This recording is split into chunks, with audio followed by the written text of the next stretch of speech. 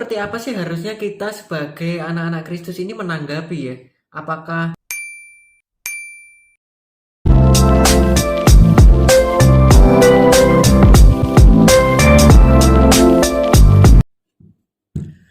Shalom, jumpa lagi hari ini di Kata Firman Tuhan episode 5, di mana hari ini di Kata Firman Tuhan episode 5 saya akan menyampaikan ya, ada 3 istilah yang nanti akan kita pelajari bersama, yaitu Injil, istilah pertama, kemudian ada 2 istilah lain selain Injil, yaitu legalis dan juga liberalis. Nah, nanti kita akan belajar bersama ya. Sebenarnya apa pentingnya untuk mempelajari ketiga istilah ini? Nah, kita sebagai seorang Kristen, seorang yang percaya kepada Tuhan ya, tentu sangat penting bagi kita untuk mengerti ketiga istilah ini. Jadi ketiga istilah ini itu seringkali adalah hal yang mungkin kita jumpai ya dalam kehidupan kita ya sebagai seorang Kristiani ya, dalam kehidupan keseharian kita. Mungkin kita banyak sekali menjumpai hal-hal yang berkaitan dengan ketiga istilah ini. Nah, jadi saya akan menyampaikan ya terlebih dahulu soal liberalis. Jadi apakah liberalis itu? Nah, mungkin kalau kita ya seringkali berjumpa dengan mungkin ada saudara kita ya, atau ada teman-teman kita ya, yang mereka mungkin mempunyai dan memiliki pandangan, nah yang mungkin memiliki suatu pemahaman bahwa hidup ini nggak perlu dibawa susah, hidup ini nggak perlu dibawa sulit ya, dengan kita mungkin nggak usah lah terlalu fanatik lah dengan agama-agamaan ya, nggak usah lah terlalu agamawi, kita nggak perlu lah terlalu Tuhan-Tuhanan seperti itu. Nah, ini adalah istilah yang dimiliki ya. Ini adalah suatu pemahaman yang dimiliki oleh seorang yang memiliki pandangan liberalis. Jadi seorang yang memiliki pandangan seperti ini tentu dalam kehidupan sehari-harinya dia pasti akan berbuat hal-hal yang mungkin ya, dia tidak terlalu memikirkan soal hal ini boleh atau tidak dilakukan, kudus atau tidak dilakukan, maka dia akan melakukan hal-hal itu cenderung apa adanya dan semau dia, seperti itu. Jadi pasti orang-orang yang memiliki pemahaman liberalis itu dia punya pandangan dan pikiran yang hedon gitu ya, hedonis. Kemudian dia berpikir bahwa udahlah, nggak perlu Tuhan-Tuhanan, nggak perlu agama-agamaan ya, toh semuanya juga mengalami kesulitan. Tentu mereka memiliki suatu pemahaman bahwa tentu tidak ada faedahnya, tidak ada gunanya menjadi seorang yang taat kepada Tuhan, karena toh juga sama, semuanya itu pasti akan mengalami kesulitan, kesusahan. Jadi selagi hidup, dan lagi pun hidup cuman sekali, nah lakukan saja apa yang bisa menyenangkan hatinya. Jadi nggak perlu Tuhan-Tuhanan, nggak perlu agama-agamaan, wis pokoknya apapun lakukan saja, asal itu bisa menyenangkan. Baik itu hal yang baik atau buruk, itu tidak menjadi persoalan. Yang terpenting adalah senang ketika melakukannya dan tidak perlu ngurusin Tuhan-Tuhanan atau agama-agamaan. Itu adalah seorang yang memiliki pandangan liberalis. Nah, ternyata ada ekstrim lain ya, yang memiliki orang-orang yang memiliki pandangan legalis. Nah, tentu orang-orang yang memiliki pandangan legalis ini sangat bertentangan dengan orang-orang yang memiliki pandangan liberalis. Karena orang-orang yang memiliki pandangan legalis ini cenderung ya biasanya, nah ini penting untuk kita pahami. Kenapa? Karena kalau kita tidak memahami ini, maka kita juga bisa jadi kecenderungannya menjadi seorang yang legalis. Dan justru orang-orang yang legalis ini mungkin sering kita jumpa ya dalam orang-orang yang melayani justru di gereja ya. Itu mungkin ada beberapa yang seperti ini. Nah, jadi pandangan legalis adalah suatu pandangan yang merasa bahwa dia bangga gitu. Jadi orang-orang ini adalah orang-orang yang bangga kalau dia ini bisa melayani Tuhan, dia bisa bekerja buat Tuhan, dia bangga dengan perbuatan-perbuatan baiknya, dia bangga dengan pelayanan-pelayanannya, sehingga dia yakin dan merasa bahwa pasti nanti suatu saat ujung-ujungnya adalah mereka ini pasti masuk surga. Karena mereka sudah melakukan banyak sekali perbuatan baik, banyak sekali melakukan perbuatan pelayanan selama hidupnya. Jadi tentu tidak kaget ya, biasanya dalam lingkungan gereja ya, lingkungan orang Kristen itu ada misalkan ya ada dua orang. Misalkan ada si A dan si B. Nah, misalkan keduanya ini baik si A maupun si B adalah orang-orang yang sama-sama melayani Tuhan. Tapi kemudian si A ini bertanya ya kepada si B, bro, kamu kira-kira yakin nggak bro nanti suatu saat bakal masuk ke surga gitu. Nah, kemudian itu tanyanya si A ya. Kemudian si B-nya menjawab bahwa, oh ya tentu toh, tentu tentu bro aku yakin kalau aku pasti masuk surga karena ya lihat aja kamu selama ini aku udah banyak kok berbuat buat Tuhan, terus aku banyak sekali melayani Tuhan, aku juga nggak pernah bolos gereja, nggak pernah bolos pelayanan, nggak pernah bolos eh, doa malam, nggak pernah bolos kebaktian, nggak pernah bolos puasa, ya mungkin dan sebagainya. Jadi kegiatan-kegiatan agama yang dia lakukan ini sangat banyak, sangat rutin dia lakukan dan dia merasa bangga. Dia bisa melakukan semuanya itu. Nah, jadi tentu biasanya ya pandangan orang-orang yang memiliki pandangan legalis dengan orang-orang yang memiliki pandangan liberalis ini sangat bertentangan ya. Biasanya orang-orang yang memiliki pandangan legalis ini cenderung memandang rendah orang-orang yang memiliki pandangan liberalis. Jadi orang-orang yang memiliki pandangan legalis ini cenderung akan memandang orang-orang yang liberalis itu adalah orang-orang yang penuh dosa ya, orang-orang yang tidak kudus, tidak holy gitu karena seringkali melakukan hal-hal yang tidak sesuai gitu ya dengan aturan-aturan dan perintah Tuhan gitu. Sehingga mereka itu sangat memandang rendah orang-orang yang liberalis dia sebagai orang-orang pendosa gitu. Sebaliknya orang-orang liberalis ini memandang orang-orang legalis itu sebagai orang yang sangat apa ya istilahnya mungkin sok suci ya, orang-orang yang merasa paling benar sendiri, orang-orang yang mungkin ya mirip dengan orang-orang Farisi ahli Taurat dan juga orang-orang yang sangat sombong gitu. Nah, jadi biasanya ya ketika ya orang-orang legalis ini mengalami hal-hal yang mungkin tidak sesuai ya dengan apa yang diharapkan ya. Misalkan mungkin seorang yang sudah melayani Tuhan dengan cukup lama, seorang yang mungkin sudah Kristen dari sejak kecil, kemudian dalam perjalanan kehidupannya dia mengalami satu hal yang buruk ya. Misalkan dia mengalami sakit penyakit, dia dialami kebangkrutan dalam usahanya, maka cenderung orang-orang legalis ini akan bertanya gitu kepada Tuhan ya. Biasanya mereka akan cenderung bertanya bahwa Tuhan, sebenarnya selama ini aku itu sudah banyak sekali loh berbuat yang baik buat kamu gitu. Tapi kenapa ya kok aku mengalami hal yang buruk seperti ini? Nah, di situ biasanya selain orang legalis itu menyampaikan ya protesnya itu kepada Tuhan, nah biasanya orang-orang liberalis itu akan menuding gitu ya, nuding orang yang legalis itu, tuh makanya tadi aku kan udah bilang nggak ada gunanya kamu itu terlalu fanatik sama agamamu, nggak ada gunanya kamu tuh terlalu Tuhan-Tuhanan, wis pokoknya agama-agama wis percuma, wis podo ae. Semua itu pasti akan mengalami kesusahan-kesulitan, makanya percuma, nggak perlu Tuhan-Tuhanan, nggak perlu agama-agamaan. Wis yang penting kita hidup sekali, lakukan aja apa yang menyenangkan buat kita. Pokoknya kalau itu menyenangkan buat kita, lakukan saja. Toh hidup cuma sekali kok. Wis hajar terus. Seperti itu. Nah, itu adalah biasanya tudingan ya. Biasanya hal-hal yang disampaikan orang liberalis kepada orang legalis yang mungkin mengalami kesulitan di dalam hidupnya.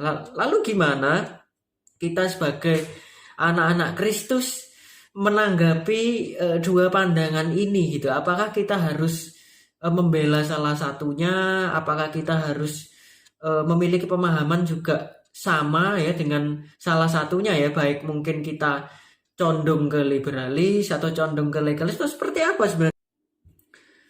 Nah, lalu seperti apa sih harusnya kita sebagai anak-anak Kristus ini menanggapi ya? Apakah masuk di salah satunya atau seperti apa gitu? Jadi ternyata untuk memahami hal ini kita harus melihat langsung dari kebenaran firman Tuhan. Kita harus melihatnya secara langsung di dalam Alkitab. Seperti apa sih harusnya pemahaman kita terhadap Injil? Apakah kita harus condong ke liberalis, condong ke legalis, atau Injil yang murni itu seperti apa? Apakah ada campuran dari keduanya atau murni Injil? Jadi kita akan membuka kebenaran firman Tuhan, yaitu yang pertama di Galatia pasal 2 ayat 16 ya. Kita akan membaca bersama di kitab Galatia pasal 2 ayat 16. Yaitu dikatakan bahwa kamu tahu bahwa tidak seorang pun yang dibenarkan oleh karena melakukan hukum Taurat, tetapi hanya oleh karena iman dalam Kristus Yesus. Sebab itu kami pun telah percaya kepada Kristus Yesus supaya kami dibenarkan oleh karena iman dalam Kristus dan bukan oleh karena melakukan hukum Taurat. Sebab tidak ada seorang pun yang dibenarkan oleh karena melakukan hukum Taurat. Nah, kemudian itu kitab yang pertama ya yang kita baca di Galatia 2:16. Kemudian kita akan membaca lagi di kitab Efesus ya pasal 2 ayat 8. Di situ dikatakan bahwa sebab karena kasih karunia kamu diselamatkan oleh iman, itu bukan hasil usahamu tetapi pemberian Allah. Nah, kemudian selanjutnya yang kita baca juga itu ada di ini mungkin yang terakhir ya. Kitab yang terakhir yang kita baca di Roma pasal 3 27 dan 28. Itu dikatakan bahwa jika demikian, apakah dasarnya untuk bermegah? Tidak ada. Berdasarkan apa? Berdasarkan perbuatan? Tidak. Melainkan berdasarkan iman. Ayat 28, karena kami yakin bahwa manusia dibenarkan karena iman dan bukan karena ia melakukan hukum Taurat. Jadi dari 3 kitab ya yang kita baca ini ada di kitab Galatia, ada di kitab Efesus dan di kitab Roma ya yang baru saja kita baca bersama. Itu kita bisa mengetahui ya bahwa sebenarnya bahwa kita ini harus memiliki pemahaman yang benar soal Injil. Jadi kita mengetahui ya mungkin di kata firman Tuhan di episode-episode yang lalu ya saya sempat menyampaikan bahwa kita semua ini sejatinya tidak ada satupun yang layak. Kita semua ini telah kehilangan kemuliaan Allah. Kita semua ini telah rusak karena dosa. Tapi puji Tuhan karena ada Kristus. Jadi Kristus ini ya Yesus Kristus itu bukan hanya seorang pribadi yang merupakan dia ini dia tokoh agama. Dia ini seorang raja biasa, tokoh agama atau pemimpin negara, pemimpin agama. No. Yesus Kristus itu bukan hanya sekedar tokoh agama, tapi Yesus Kristus adalah Allah sendiri yang berinkarnasi menjadi manusia, berinisiatif untuk menyelamatkan manusia dari kutukan dosa, menyelamatkan kita dari hukuman dosa. Jadi kita bersyukur kalau Yesus Kristus itu ke dunia ini berinkarnasi untuk menyelamatkan kita dan untuk membawa Injil keselamatan bagi setiap orang yang percaya kepadanya. Jadi dari sini kita bisa memahami ya bahwa tidak ada satupun ya perbuatan baik kita, tidak ada satupun perbuatan pelayanan kita, tidak ada satupun perbuatan-perbuatan agama kita yang bisa kita banggakan di hadapan Tuhan. Karena sejatinya kita ini tidak layak di hadapan Tuhan. Lah, terus gimana? Apakah kita berarti harus seperti yang liberalis? Kita tidak perlu melakukan hal-hal yang kegiatan-kegiatan agama. Mungkin kita nggak perlu kalau gitu baca Alkitab tuh nggak perlu, beribadah kebaktian tidak perlu, mendengarkan firman tidak perlu. Lah, seperti apa? Nah, jadi harusnya kita ini sebagai anak-anak Kristus yang memahami Injil adalah tentu kita harus melakukan ya apa kegiatan kita, misalkan sangat perlu bagi kita untuk memiliki hubungan yang pribadi ya kepada Tuhan. Kita harus membaca kebenaran firman Tuhan ya secara rutin. Kita harus terus berdoa kepada Tuhan, berhubungan dengan Tuhan. Terus kemudian kita juga harus mengikuti kebaktian, mengikuti hal-hal yang dimana kita itu bisa mendekatkan diri kepada Tuhan. Nah, ketika kita melakukan hal-hal itu kita lakukan bukan karena supaya kita ini diselamatkan, supaya kita ini masuk surga, supaya kita layak di hadapan Tuhan. Tentu bukan itu alasannya. Kalau kita hari ini masih Tuhan kasih kesempatan kita untuk kita bisa membaca kebenaran firman Tuhan, kita bisa memuji dan menyembah Tuhan, kita bisa berdoa, langsung berbicara kepada Tuhan. Itu semua karena karunia Tuhan. Itu semua karena anugerah Tuhan yang melayakkan kita, yang memberikan kita kesempatan untuk kita bisa melakukan itu. Nah, jadi dengan memahami ini bahwa tidak ada satupun hal yang layak untuk kita banggakan, tidak ada satupun hal yang layak untuk kita sombongkan di hadapan Tuhan maupun di hadapan orang-orang yang lain ya. Mungkin kalau ada dari kita yang selama ini sudah lama melayani Tuhan, sudah ada yang mungkin begitu lama sekali menjadi orang Kristen yang taat, ya itu seperti apa kita harus menyikapi hal itu? Kita harus menyikapinya dengan penuh ucapan syukur. Karena kalau kita bisa menjadi seorang anak Tuhan, menjadi seorang anak Kristus, kita bisa membaca kebenaran firman Tuhan, kita bisa melayani Tuhan. Itu semua juga semata-mata karena anugerah kebaikan Tuhan. Semua karena Tuhan yang memberikan kesempatan kepada kita untuk kita bisa melakukan semuanya itu. Nah, jadi dengan ini ya kita bisa memahami satu hal. Jadi kalau kita memiliki pemahaman Injil yang benar bahwa apa sih dasar kita diselamatkan, nah itu semata-mata karena iman kita kepada Tuhan Yesus Kristus. Itulah yang membuat kita itu bisa diselamatkan. Nah, tapi begini ya, iman yang benar di dalam Kristus, iman yang benar di dalam Tuhan, itu nanti kalau kita memiliki iman yang benar ya, tentu iman itu akan mengubah kita ya dari dalam keluar. Tentu kalau kita memiliki iman yang benar pada Kristus, itu kita itu tidak akan bisa tahan ya untuk misalkan kita ini berbuat hal-hal yang jahat ya, berbuat hal-hal yang tidak sesuai dengan kebenaran firman Tuhan, itu tentu kita tidak akan bisa gitu melakukan itu terus-menerus dan kita tidak akan bisa nyaman. Apakah seorang anak Tuhan itu bisa nggak jatuh dalam dosa? Bisa, tetapi dia tidak akan mungkin nyaman untuk terus-menerus ada di dalam dosa itu. Nah, pasti Roh Kudus yang ada di dalam diri kita itu akan terus-menerus membawa kita kepada pertobatan, membawa kita kepada proses yang semakin hari kita semakin menyerupai Kristus. Nah, jadi iman yang benar kepada Kristus itu akan mengubah kita dari dalam keluar, sehingga iman kita akan terpancar melalui tindakan kita dalam kehidupan kita sehari-hari. Sehingga kenapa sih kok kita ini harus mengasihi orang lain ya? Kenapa kita harus mengampuni orang lain? Karena Kristus sendiri sudah mengasihi kita. Kristus sendiri sudah mengampuni dosa-dosa kita.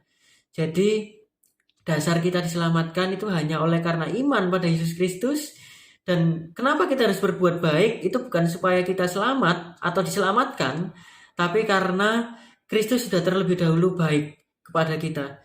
Dan kalaupun kita masih ada sampai hari ini, kita bisa bernafas semua karena kebaikan Tuhan. Sehingga tidak ada satupun hal yang kita lakukan ya, yang kita miliki itu bisa membuat kita ini sombong atau bermegah ya. Jadi dasar kita bermegah adalah hanya karena kita itu memiliki Kristus sebagai Tuhan dan Juru Selamat kita. Amin. Nah, kira-kira sampai di sini apa yang bisa saya sampaikan di Kata Firman Tuhan episode 5. Nah, kita mungkin akan berjumpa kembali di episode-episode yang selanjutnya. Nah, semoga kebenaran firman Tuhan yang saya sampaikan hari ini tuh bisa memberkati setiap kita yang menonton video ini. Terima kasih karena telah menyaksikan video yang saya sampaikan dan Kata Firman Tuhan episode 5 ini. Sampai jumpa di video-video selanjutnya. Tuhan Yesus memberkati.